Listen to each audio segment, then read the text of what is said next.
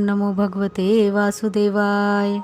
श्रीमद् भागवत गीता अध्याय 18 उपसंहार संन्यास की सिद्धि।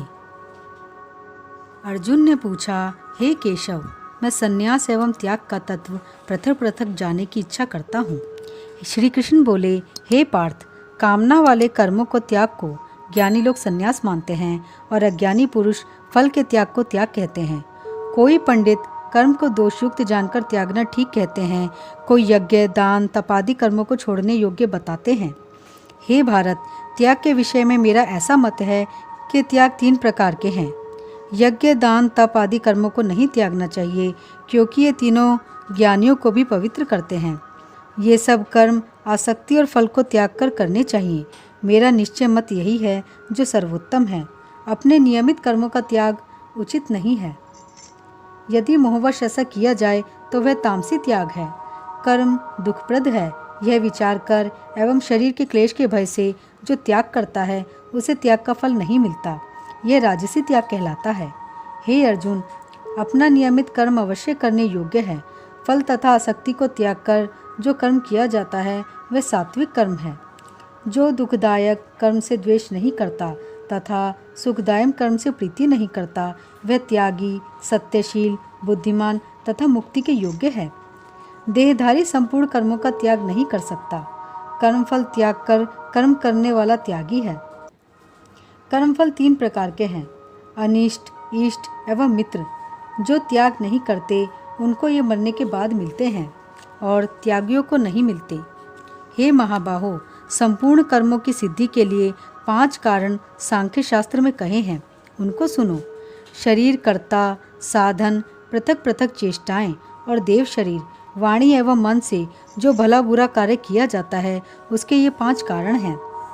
ऐसे होने पर भी जो केवल आत्मा को ही कर्ता जानता है, वह दुर्मति कुछ नहीं जानता।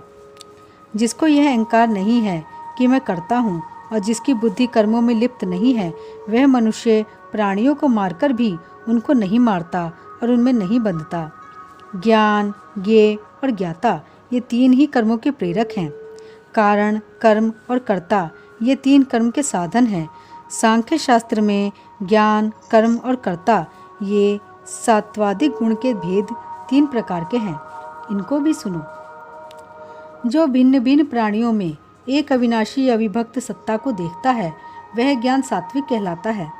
जिस ज्ञान से प्राणियों में नाना प्रकार की सत्ताएं दिखाई देती हैं, उसको राजस ज्ञान जानो। ऐसा ज्ञान जिससे बिना कारण और सत्वार्थ के जाने एक ही कार्य में लगा रहे, वह अल्प और तामस है।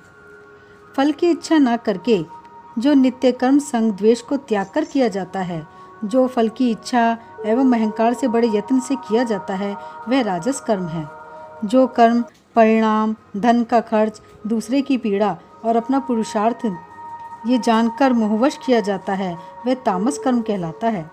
संग से रहित अहंकार, धैर्य और उत्साहयुक्त सिद्ध और असिद्धि में समान रहता है, वह सात्विक कर्म कहलाता है।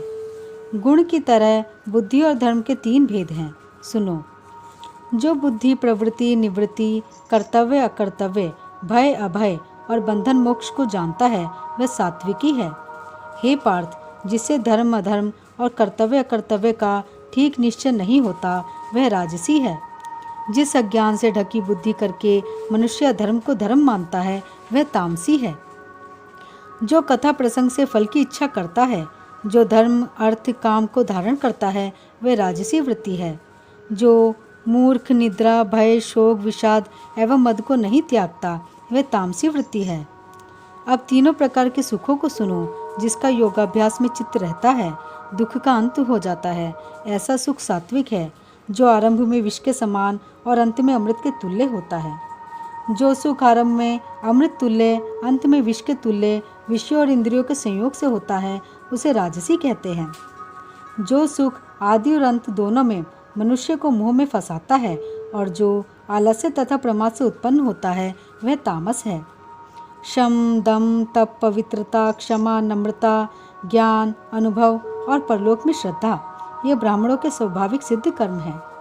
बहादुरी, तेजस्विता, धैर्य, चतुराई, युद्ध में स्थिरता, उदारता और प्रभुता, ये क्षत्रियों के स्वाभाविक कर्म हैं। खेती, गौरक्षा आदि वैश्यों के स्वाभाविक कर्म हैं। जो लोग अपने अपने गुणों और प्रवृत्तियों के अनुसार कर्म करते हैं उनको सिद्धि प्राप्त होती है, और जिसने सब जगत का विस्तार किया है उस ईश्वर को अपने कर्मों के द्वारा आराधना करके मनुष्य सिद्धि को पाता है। दूसरों के उत्तम कर्म से अपना नीच कर्म ही श्रेष्ठ है। स्वाभाविक कर्म करने से पाप नहीं लगता। सर्वत्र आसक्ति को छोड़ने वाला, आत्मा जीतने वाला, इच्छा रहित मनुष्य संन्यास के द्वारा सर्व कर्म निवृत्ति रूप परम सिद्धि को पाता है। वह फिर कैसे ब्रह्म को प्राप्त होता है, सो मुझसे सुनो। यही इस ज्ञान की परानिष्ठा है।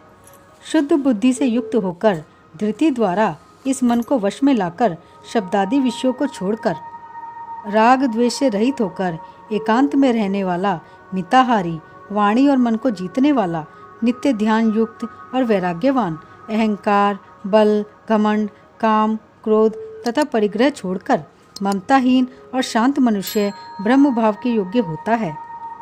व्रत को प्राप्त हुआ पुरुष दत्तचित्त होकर शोक व अभिलाषा को नहीं करता और जीव मात्र में समदर्शी होकर मुझ में परम भक्ति पाता है। इस प्रकार ज्ञानी सदैव मुझ में निवास करने वाले सब कर्मों को भी करता हुआ मेरे अनुग्रह से अविनाशी सनातन मोक्ष पद को प्राप्त होता है। तत्पश्चात तत्व से मुझे जानकर फिर मन मुझ में ही प्रवेश करता है। सावधानी से अपना मन मुझ में स्थिर कर और सब कर्मों को मुझी में अर्पण कर बुद्धि योग के आश्रय से निरंतर और अपने चित्त को मुझ में लगाओ। मेरे में चित्त लगाकर मेरी कृपा से दुर्गम कष्टों से तर जाओगे। यदि अहंकार से मेरी बात सुनोगे तो नष्ट हो जाओगे। यदि अहंकार का आश्रय लेकर युद्ध नहीं करूँगा ऐसा मानते हो तो यह तुम्हारा निश्चय झूठा है, क्योंकि स्वभाव तुम्हें युद्ध करवाएगा। हे कौन्तेय, जिस कर्म को तू अब मोह से करना चाहता है उसे अपने स्वाभाविक कर्म से बंधा हुआ बेबस होकर करेगा।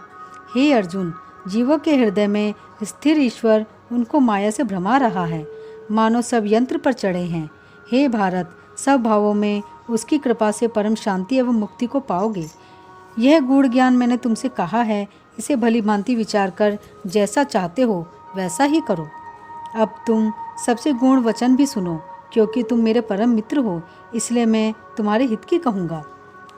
मेरे में मन लगाओ, मेरे ही भक्त हो, मेरा यज्ञ करो और मेरा ही नाम जपो। सब धर्मों को छोड़कर मेरी शरण में आओ, मैं तुम्हें सब पापों से छुड़ा दूंगा। यह मेरा रहस्य ऐसे पुरुष से जो तपना करता हो, मेरा भक्त ना हो, कभी ना कहना चाहिए।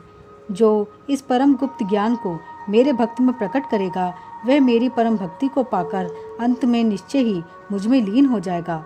इस संवाद को जो कोई पढ़ेगा उसे मैं समझूंगा कि उसने ज्ञान यज्ञ से मेरी पूजा की।